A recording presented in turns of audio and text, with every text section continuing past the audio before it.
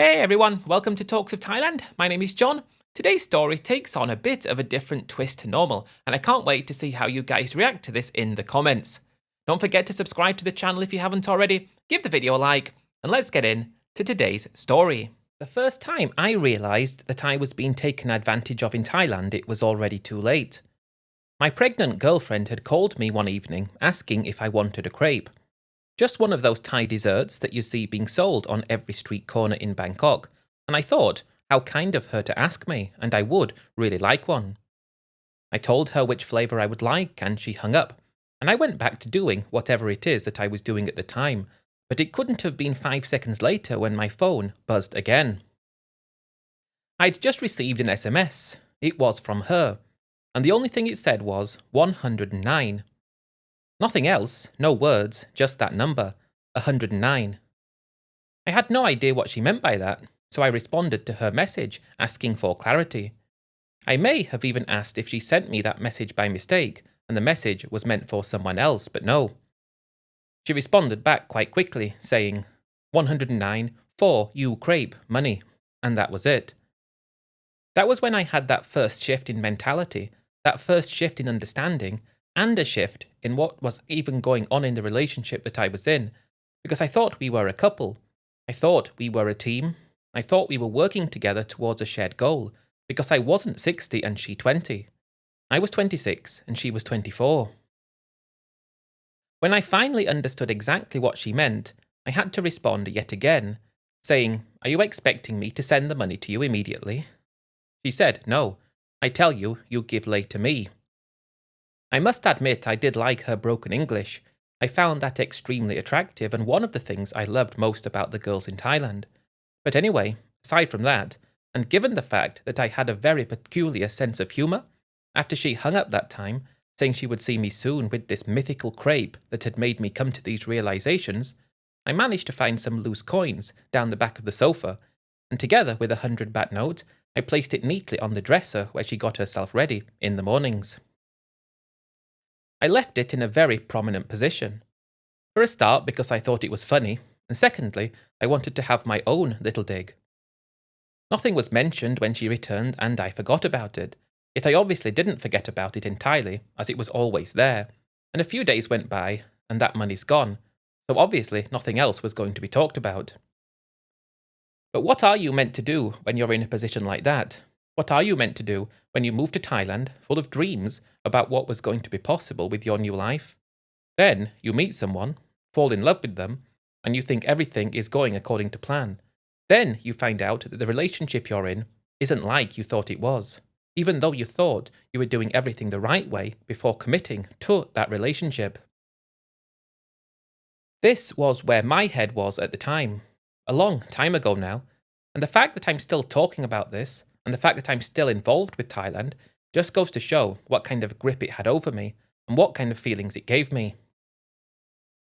By sharing my story, I hope, especially for the younger guys out there who are going to Thailand, knowing only the modern world and the modern version of the West that people like me left the West to get away from. Guys like that coming to Thailand now, when Thailand is still steeped in tradition and history and culture and has a set way of doing things. I think they're going to be in for a very rude awakening when it becomes clear that their delicate minds are simply unable to handle the realities of a life in Thailand. So let me get into my story. When I first went to Thailand, I wasn't going with the idea of meeting someone or living there, or of doing anything other than going for the holiday that it was meant to be. It only took arriving in the country to make me realise that telling myself I was going for a holiday was just an excuse to actually get me there. Deep down, I always felt like I wanted out of my boring life, and finding Thailand gave me that out, at least I thought it did. I wanted something different, and back then, Thailand felt like it was so different, and it was exactly what I was looking for. I was 24 at that time, which again is a long time ago now, but I guess I was full of confidence about what was to come, not really understanding the gravity of what it was that I was doing. I'd only been in Thailand for a week, and I'd already decided that I wanted to live there. That's where I felt like I belonged, and because I had no commitments back at home, I was able to make that a reality without even leaving. That was how quick Thailand took hold of me, and I thought that, in a way, I'd chosen Thailand. I thought I hadn't stumbled into it, and I thought building a life for myself in Bangkok meant that somehow I'd escaped the monotony of life back at home, and I'd landed on my feet in a more vibrant and exciting place. Bangkok fed my ambition. That's what I'm trying to say. Everything about the place made me feel like I was in a place where anything was possible, a place where dreams could come true. But based on my financial standing at the time, I was going to have to start right at the bottom. I had enough savings to last me for probably a year if I stretched them, and it amazes me how quickly I transitioned from being there on holiday to actually living there. One thing about Bangkok and Thailand in general was that normal things felt exciting. Everyday life felt exciting and different and enjoyable, and it was that feeling that you are able to enjoy your everyday life that really grabbed a hold of me. The most logical step for me was to get a job teaching English. This was before the work online craze had taken off, but it was still at a time when there was good connectivity between where I was from and Thailand in terms of the internet. But it hadn't been blown out of proportion. It hadn't become the be-all and end-all of life. It was just part of life instead of all life, and that was just how I liked it. Before long, I'd found a job as a teacher. It wasn't paid a lot of money, but I didn't need a lot of money. I just needed to be able to exist. I just needed to be able to be there, to be able to take advantage of anything that came up, and to always put myself in a position to be able to leap at something if I felt like I needed to. It was about 6 months after I started that teaching job when I met the girl who would become my girlfriend. It was funny how we met, I mean, as funny as you make it, but I was out one Friday with a few of the other foreign teachers from work, and a few of the Thai teachers. The Thai teachers were all girls, the foreign teachers were all guys, and one of the Thai teachers had a friend of hers come along as well. It was her who I started talking to. It turned out she was also a teacher, but at a different school. We just started talking, I suppose like every other relationship starts. I was still 24 when we met, she was 22 at the time, and she'd only just started teaching. I guess she was probably only a teacher's assistant and not actually a teacher yet, I can't recall, because I didn't pay too much attention to what she did with regards to work at the time. I was more interested in what she did with regards to the things we did together and the way she made me feel. She was my first Thai girlfriend, and before long I thought she was going to be my last Thai girlfriend, and she was living with me about a month after we met. We both thought that that was the best for us to do. We could reduce our outgoing expenses and build a life together. Everything got off to a fantastic start. I went into the relationship on the understanding that it was going to be very different to having a relationship at home. I need to point to the fact again that this was quite a long time ago now, and the gap between where I was from and Thailand was still a lot bigger than it is today. And it was also at a time when people couldn't just open up an app and watch a video from somewhere in the world. So it was like meeting someone in the old world as opposed to the new world. That's how I like to talk about it. It was because of how it was at the time, and my understanding of how things were at the time, that although when we went out most of the time I was paying for things, that was just how I thought the relationship was meant to be. If we were both together, I took on those responsibilities. But it wasn't like she wasn't working. It wasn't like she didn't make any money. And while perhaps she wasn't making anywhere near as much as I was, and I wasn't earning a lot, she was doing something, and I was good to take on the role of provider, at least I thought I was. The months passed by, we were getting more and more serious. I'm starting to feel that she is the girl that I'm going to spend the rest of my life with. We're talking about the future, talking about marriage at some point, talking about having our own place and maybe starting a family. It was over a year after we met when she fell pregnant. She was still working throughout the early stages, things were still going according to plan, and I don't think there was anything I could point at as being something that could make me change the way I felt about things up until then. But that does take us back to the start of my story, when I mentioned that crepe. A few things had happened around this time which were similar in nature to this, but I still hadn't cottoned on to anything yet, and it was that realization that although I'm good to pay for things when we go out together, although I'm good to cover the rent because I make more money and cover the bills, I'm not good to be asked if I want something by my girlfriend, who also works, and then be expected to refund the amount of money that she paid for the thing that she asked me if I wanted. For her, it was so normal, and it made me actually think for a second, is this a sign of things to come? It was a very innocent little thing that happened, but although she's pregnant, although I still feel good together with her, I still feel like I love her, I still consider marriage and a future together, I'm more along the lines at this point, thinking if I actually go down this path and follow along with this plan that we have, the only thing that I could envisage from that moment on was having her fully dependent on me throughout the course of our lives, as well as our child when they were born. It was very scary, because up until then, although I expected to step in and support financially throughout the latter stages of the pregnancy and throughout the first few years of our child's life, ultimately I expected her to go back to work and try to build her career and provide for the relationship just like me. It was becoming quite apparent, as it was coming closer to the time when our child was going to be born, that as far as she was concerned, once we had the child, she would never work again. When I found that out, that was when I found myself in such a difficult position. There were a few similar instances to the crepe incident as well as my girlfriend's pregnancy was progressing, and we even decided that we were going to get married before our child was born. But a very strange turn of events made that not possible, which would turn out to be quite fortuitous, though at the time it was very upsetting. We had the wedding arranged, and because she was from a village in Isan, they were all very upset about the fact that she was pregnant and she wasn't married yet, and almost as if getting married and following on with certain traditions would automatically make the situation acceptable when before it wasn't, was something that I didn't personally understand or agree to, but I just had to go along with that. She was already quite far on at this point, so it was abundantly clear that she was pregnant, so the village would already know. But I guess I didn't understand the intricacies at that time like I do today. When it was about time to go up for the wedding, her mother and father had a little bit of a pick-up incident and weren't able to attend the wedding for what would have been a few months, so we decided to wait until after our baby was born, and then we would get married then. I don't want to ever celebrate someone's hard time or someone's misfortune, but I might as well cut straight to the chase here, because when our baby was born, of which I still had to pay the hospital for the cesarean section that she didn't need but decided that she wanted, it was very clear as soon as the baby was born that it wasn't mine, and to cut a long story short, it wasn't. She admitted to certain things, and that made me think about her parents' pickup incident being the thing that saved me from even being married to her, which on the one hand was quite positive and quite fortunate, but on the other hand, I suppose, I had this heartbreak that I'd been supporting my girlfriend, she'd been behaving in a very strange way, asking if I wanted things and charging me for the things she got me. I'd been putting up with all of that and going ahead with everything, her mood swings, her behaviour, only to find out that the baby wasn't even mine.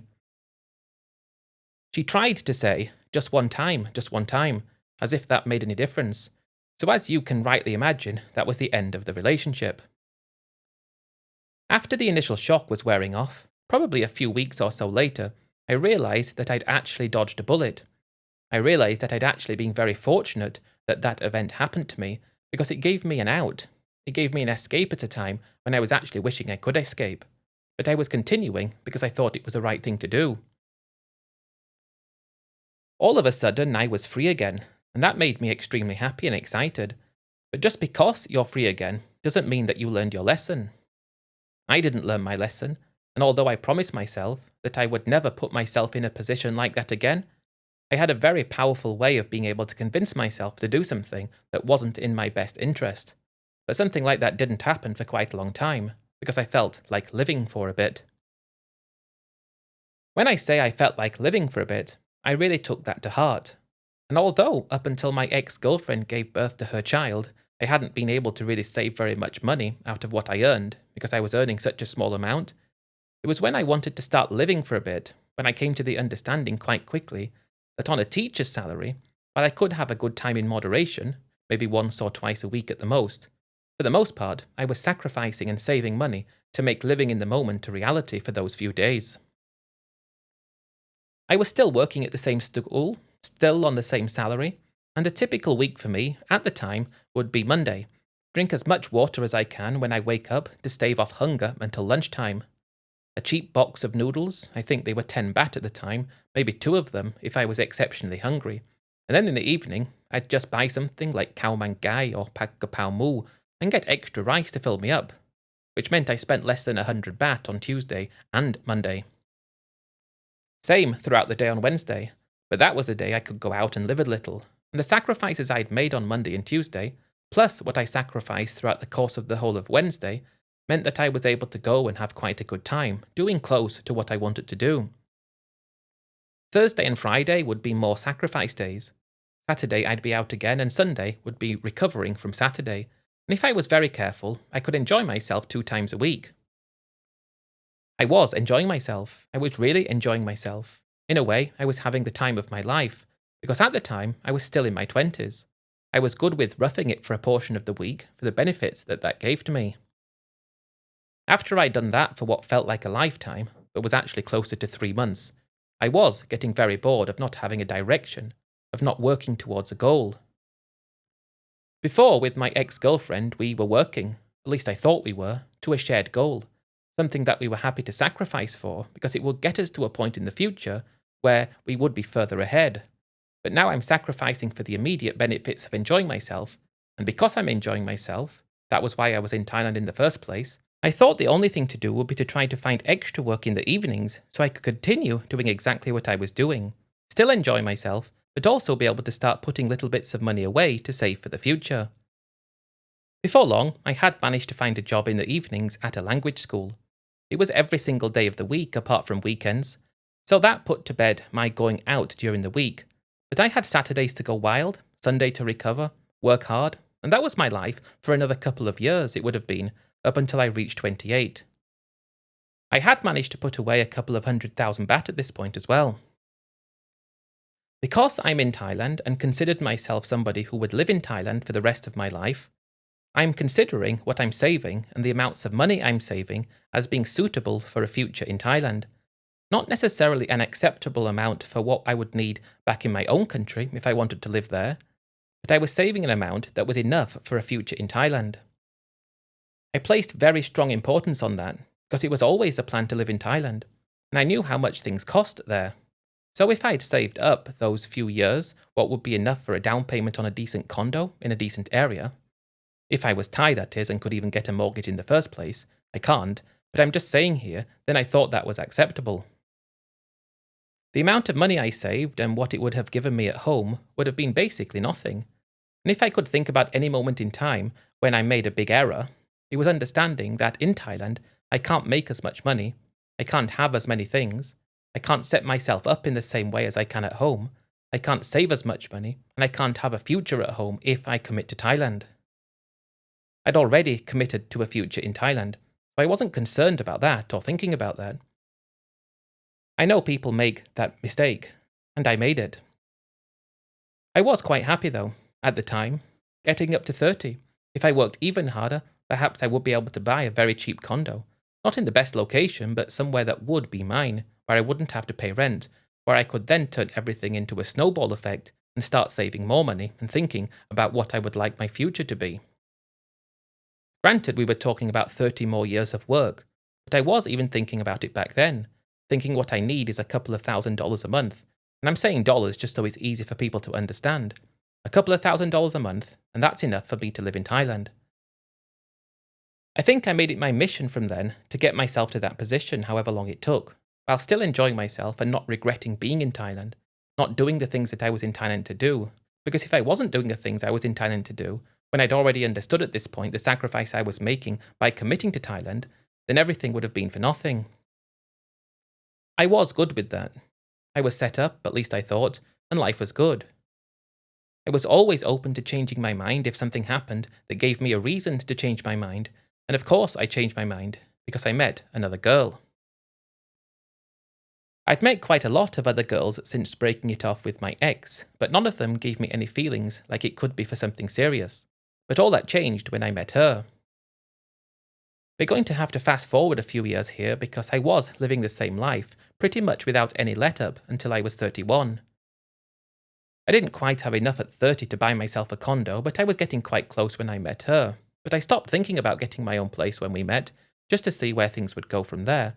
and if perhaps we could do things together instead. She seemed to be a hard worker.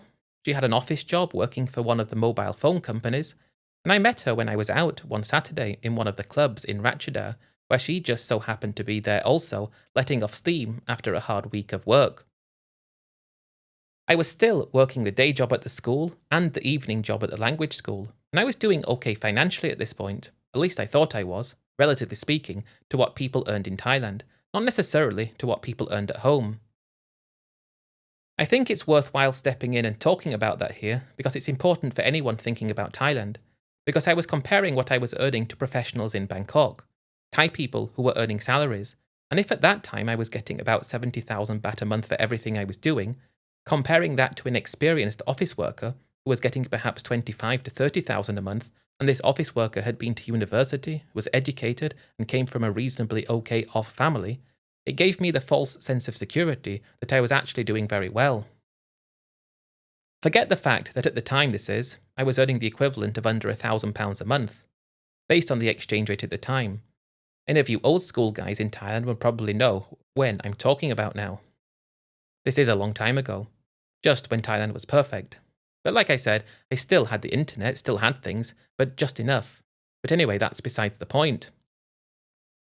I was happy, in comparison to what other people in Thailand were earning, because I was living in Thailand, therefore I'd committed to Thailand, I was going to live in Thailand forever. Based on that understanding, I was doing okay.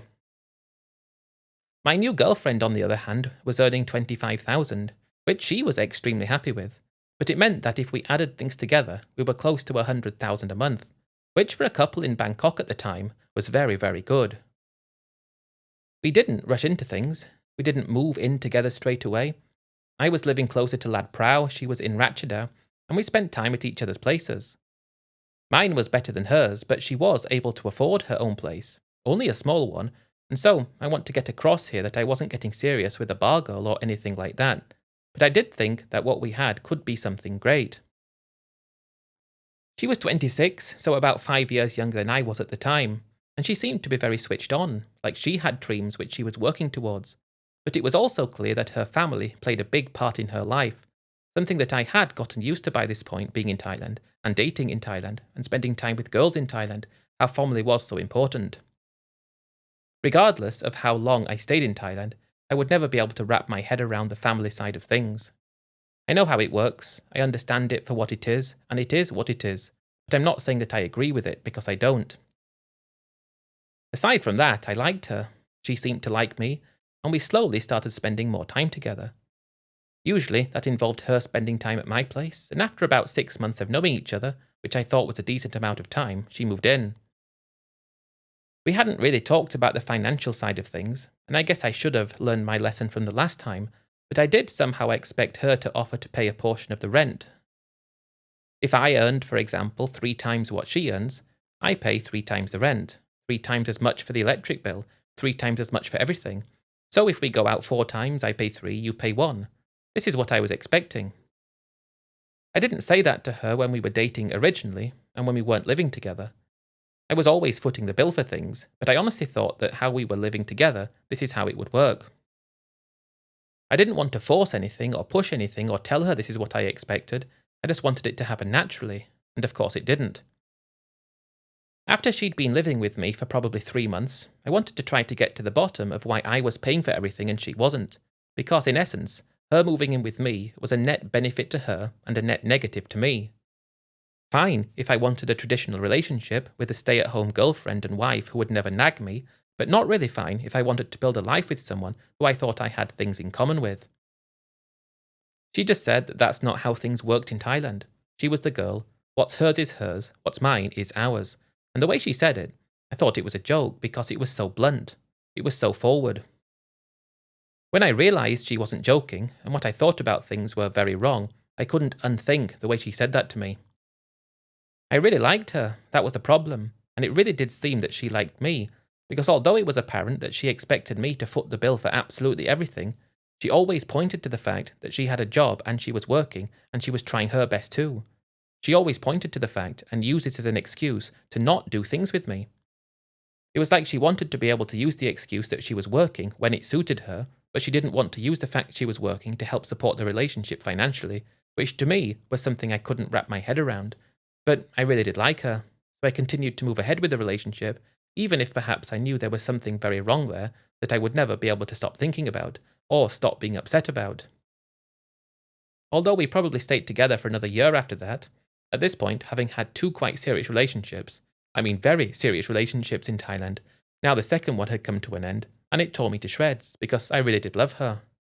It just didn't make any sense to me, because it was completely pointless for her to even work, the way she thought about things, because it wasn't benefiting our relationship.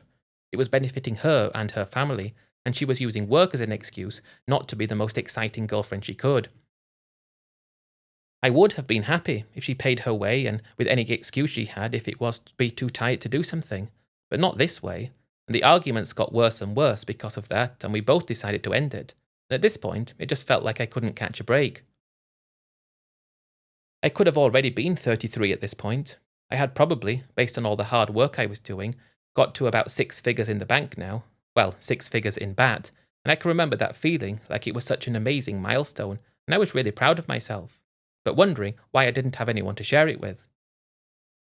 I didn't want to start a family any later than the age I currently was, really, because I didn't want to be one of those old guys who basically never has the possibility to dream about his latter years. I was in a very difficult place. It took me a lot longer to get over that second serious relationship because I really felt like it was going to be the one. I did have a few other casual relationships between my first serious girlfriend and my second, but nothing ever came of any of them. And that's why it took such a long time with her from meeting until she eventually moved in, because I wanted it to be right. And that's also why I suppose we stayed together for a lot longer than we should have done when I realised this wasn't what I wanted it to be. Now I'm getting desperate, and I know there will be many guys that say, stay single, but I didn't want to be single. I wanted to start a family. I wanted to feel like I was making progress. I wanted a bigger connection to the country, and I loved when I felt loved as well. I dated for the next few years, but nothing serious came up. Something serious nearly came up. The girl I met was not really a girl, she was older than I was, but she was from a very well-off family, and she was kind of like the black sheep who didn't toe the line. But even still, when I was introduced to the family, she didn't speak to me in the same way again. Obviously, their influence had rubbed off on her, and I wasn't good enough for her, and fair enough if that's what they thought. But we got on okay together, and she was just like a normal girl. Aside from that, I was in a very strange place, because I just didn't know what I was meant to do to find what I wanted. As you gathered from my story so far, I haven't talked about the bars once. I hadn't even stepped foot in any of the bars in Thailand, because that just wasn't my scene, just wasn't who I was, wasn't what I was interested in, and I'd even go as far as to say I hadn't even walked up Soy Cowboy, because I just wasn't interested in that in any way, shape or form. One Saturday I was feeling very sorry for myself. Quite close to just giving up on Thailand altogether really, because although I'm saving up little bits of money, and I could afford a condo in a certain part of the city, if I couldn't meet someone, I would have to go back home and try to meet someone from there. I wasn't going into the bar that I went into because I was thinking about meeting someone. I just went in because I'd already had a few drinks that evening and I thought why not. It wasn't Soy Cowboy where I went, it was Soy 4. I'd never even walked up that street, I had no interest in it. But immediately the vibes it gave off weren't as seedy as I was expecting. The first bars I walked past, when I turned onto the street, the girls you saw inside were smiling, they seemed happy, they didn't seem like they were being forced. Most of the guys were older than I was, but it just seemed to be people having fun, and if nothing's being done to anybody that they don't want, then I'll go into a bar and see for myself. I walked into Nana Plaza, walked up to the second floor there, almost as if I was just carrying myself without knowing why I was choosing any of the bars, and I went into one of the bars on the second floor and sat down. I did feel really out of place and so conflicted. It was the Mama-san who actually came over. I didn't even know that the older woman that worked in the bars were called Mama-sans at the time, but she came over and asked if I wanted a drink and she showed me the menu. I definitely wasn't used to paying those prices, because even though this was still a long time ago, the prices in places like that were insane. I much preferred the local Thai places. At this point I could speak fluent Thai, by the way, which I haven't said, and I hadn't spoken Thai in the bar yet, but it was clear that this was set up for tourists. Like it wasn't where most expats would go. I ordered a drink and sat down and had a few more drinks. And I can remember telling myself at the time, one more year in Thailand, and if you haven't found what you're looking for, then think about what your options are then. I did leave that bar. I just couldn't enjoy watching the girls that were dancing around on stage as if they were objects. I just didn't feel it. I continued walking further up Soi 4, and I went into a more intimate sort of bar, which was just as you turn left. In the distance, you had the cut through to Soi 8. There were a few more intimate sorts of bars there. Not intimate as in anything intimate, but not as in your face, no girls on stage, no obscenity. I walked in, very quiet, there weren't any other customers inside, and then a girl came and said hi, asked me if I wanted a drink, I said yes, and she brought it over, and she asked me where I was from. I didn't know if I should speak in English or if I should go straight to fluent Thai. I chose the Thai angle and I spoke to her in Thai, and the way her face changed slightly when I started speaking in Thai, it was as if she could speak her own language and she didn't have to ask me the same boring questions that she asked all the other guys, and we ended up playing pool together. I'm starting to feel relaxed, she is very easy to get along with, and although I was conflicted that I was literally in a bar, a place I never thought I would go, and I was talking to a girl who worked in a bar, a girl I thought I would never talk to, I was getting on with her, and when she asked if I wanted to leave the bar with her, I thought why not? There is a first time for everything. It was already quite late, so we just got in a taxi and went straight back to my place. Apparently, you're not meant to go back to your place in a situation like that, but I didn't know. I'd never done it before. But I just felt like I needed company at that moment, and I wasn't expecting anything more than that. The next day, she goes off back to the bar, and I spent my Sundays like I usually did, just relaxing, not really thinking about anything, apart from just the following week at work. It was during that week at work that I was thinking about that girl that I met in the bar. Not all the time, or not like I felt like I really had to go and see her again, but instead of going to my usual place that Saturday, places around Ratchada that I liked and places around Lad Prow that I liked, which was where I lived, I thought why not go back and see if she remembers me. Still very conflicted about things, because it was obvious that the whole week that I hadn't seen her, she was working every single day in the bar, and if what happened when I met her was anything to go by, it was a thing that I kept telling myself was the reason why I shouldn't go back to see her again.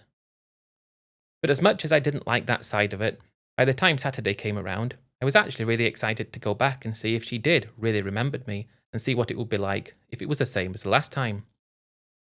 When I arrived at the bar that time, earlier than the last one, again very quiet, again she was there, and of course she remembered me and she spoke Thai to me straight away, as if where we left off the last time was what was in her mind before I even walked in. It was as if she was hoping I would go back, as if she wanted to see me again.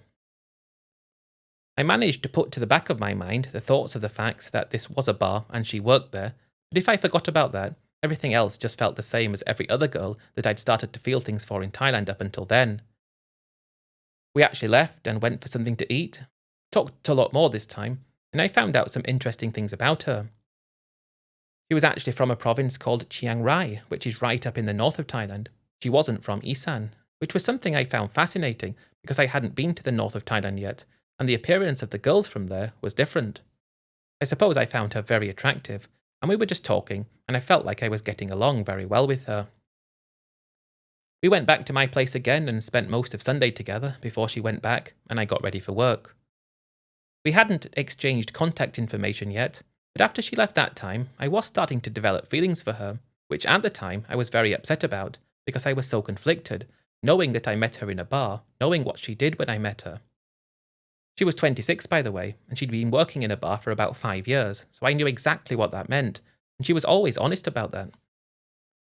I tried to tell myself when she left that Sunday to forget about her.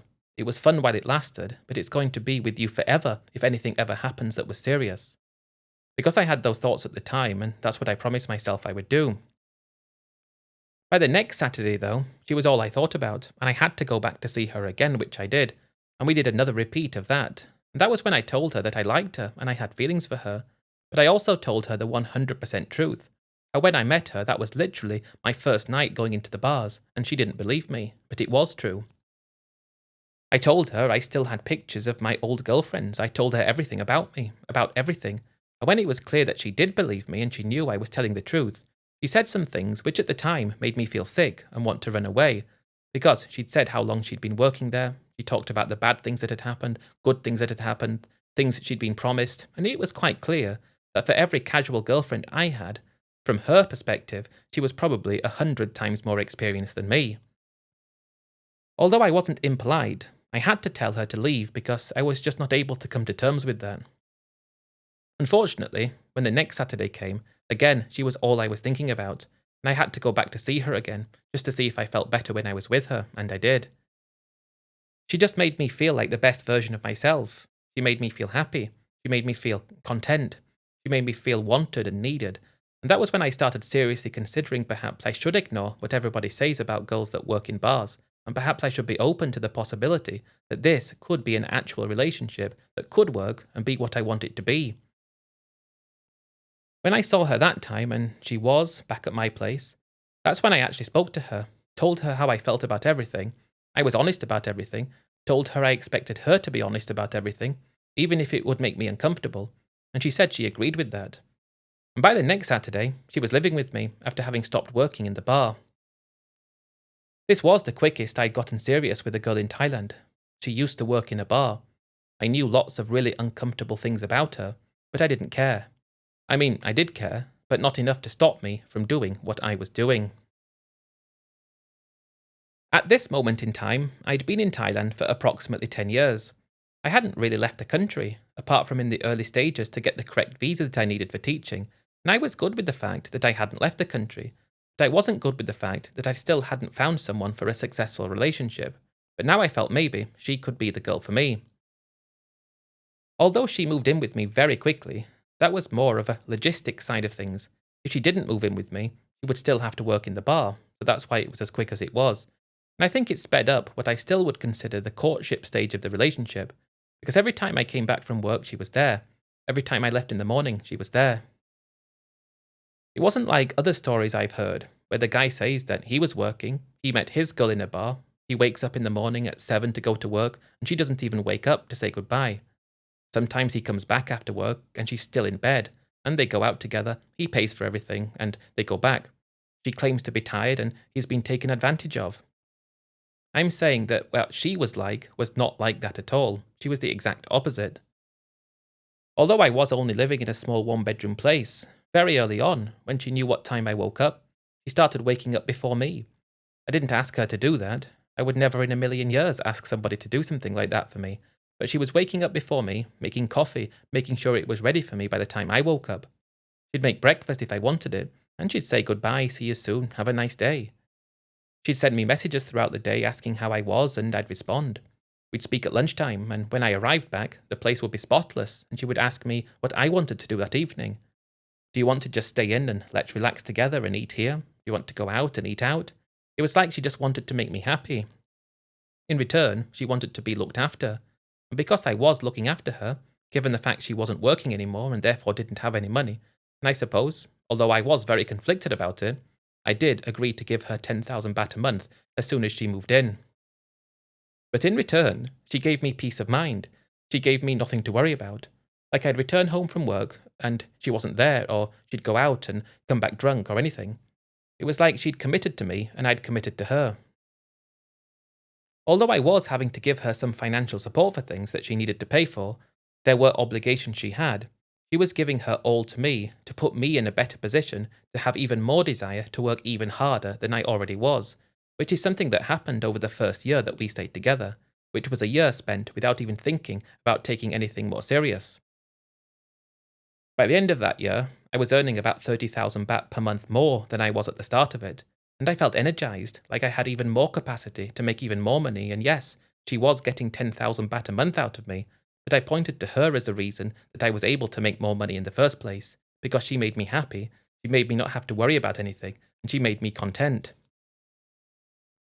Although I still had flashbacks to the fact she worked in the bar, although when I was down about things she knew how conflicted I was, she never tried to hide anything or lie or try to make me feel comfortable by lying. If the truth was painful, it had to be the truth every way, and I think by her being so open and honest, even though it made me uncomfortable, I felt like that showed a very good side of her. By the end of that year that we'd stayed together, it could have been not exactly a year, but that's not important, but I was in a much better space mentally. I had more money saved up, I was happy, and I felt like she was a perfect girl for me in every way. She was perfect, and I asked her to get married to me, and she said yes. From that moment on, it was like we were on a shared path in life. I went to visit her family in Chiang Rai where we got married. They didn't ask for sinsot, they just seemed to be happy that their daughter had found someone and we were of a similar age. I fell in love with the north of Thailand, especially Chiang Rai. It was so different to Bangkok and a few of the beach places that I'd been to before. It opened up a part of Thailand that I felt like I wanted to learn a lot more about. I changed from my work visa to a visa based on being married, still able to get a work permit, but it was easier to do that visa. I continued working in Bangkok, making as much money as I possibly could, and she was the one who helped me to make that money by keeping me in the perfect frame of mind at all times, even when she fell pregnant, about a year after we were married. She was able to help and support me through the stress of the work I was doing, and tried her best to always be how she was when we met. Our first child was born, a very special experience, because although I had expected my life to have been like this back when I had my first girlfriend in Thailand, when I found out that the baby wasn't mine, I was now actually living that life, although it might have been 12 or so years later, 12 years gone by between that moment and this. I was happy, and she was happy, and our child was happy. We'd already moved into a bigger place by then, and we were considering buying our own place, given the fact I'd saved up good money and saved up even more, and we could have bought something that was okay. On our off time, we'd always go up to Chiang Rai, and that's where we both decided we wanted to live eventually. So we decided against buying in Bangkok, and instead buy something in Chiang Rai. We didn't want something in the city centre, we wanted something close to the city, but also peaceful and relaxing, and there was an abundance of choice. Before long, we'd bought land and started on the construction of a house. Every last bit of money I'd saved up ever since I started working went into that house. It went into my wife's name because that's just how it had to be. Around this point, our second child was born. We spent the next few years in Bangkok, saved up more money, bought a car, and had more money saved up, and then we made the decision to move to Chiang Rai and raise our kids there, where I was able to get work. Although I wasn't earning as much money as I was in Bangkok, we didn't have as many things to pay for, and I was able to do extra work as well.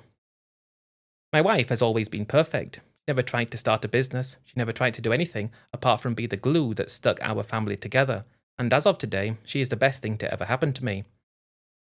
I retired a few years ago, and although I suppose it might weaken my story slightly to say that I received an inheritance which allowed me to retire, it was an inheritance I wasn't expecting, by the way, so it wasn't like I thought it was coming, but that's my life. The reason I wanted to share my story is plain and simple, to say that just because a girl works in a bar doesn't automatically mean that she's a bad person. It doesn't automatically mean she's out to get you, or that she just wants something from you without having any intention of giving anything in return. I was so dead set against going into the bars that I very nearly wouldn't have met her. My experience with the girls that were working, and again this isn't only my experience based on what I witnessed, was that the girls that were working, who believed they were independent, seemed to be a lot more out to get you than my wife is. They seemed to have the same expectations, yet believed that because they were working, their expectations didn't line up to any obligations that they had. I very, very nearly gave up on Thailand entirely because of the experience I had with all the girls that I met who I didn't meet in a bar. I will also say that I was very lucky, and it could have gone very wrong for me, because it does go wrong for so many people.